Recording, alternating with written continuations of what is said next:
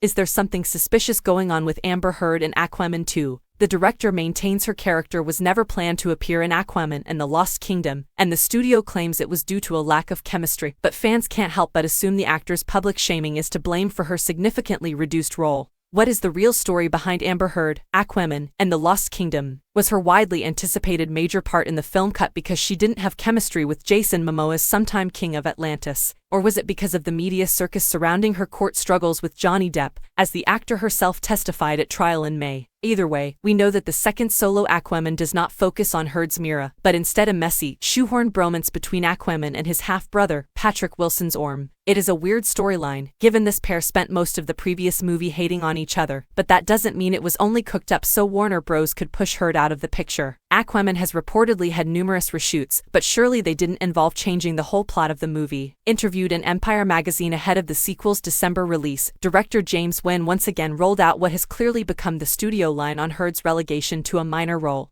commenting on the actor's suggestions that she had originally been due to play a bigger part in the follow-up to 2018's $1 billion grossing Aquaman. The Saw director argued he always intended the sequel to go a different way. It's fair that she said that, because she wasn't in my head while I was working on this movie, Wan explained politely. Actors don't always know what we're thinking behind the scenes, but this was always my intention. I suggested from the beginning that the first picture would be a Romancing the Stone-style action-adventure romantic comedy, while the second would be an outright buddy comedy. Tango and Cash was something I really wanted to do. If shaky performances are a concern, why are Nicole Kidman and Temuera Morrison both returning? Jason plays Arthur larger than life, Patrick plays the straight man. It's not unlike what Will Smith and Tommy Lee Jones did in Men in Black, added the director. So wherein lies the truth? Even Heard's most hardcore fans would struggle to argue other than that her performance in the original Aquaman was a little bloodless, a CGI-fueled nullity. But whether this was really the actor's fault, given she was on screen to provide a foil to Momoa's boisterous fish-blokey heroics, and not much more, is open to question. Moreover, if ropey performances in Wan's film always led to cast members being downgraded for the sequel, you would have to wonder why the equally wooden Nicole Kidman and Temuera Morrison are both returning as the King of the Seven Seas mom and dad.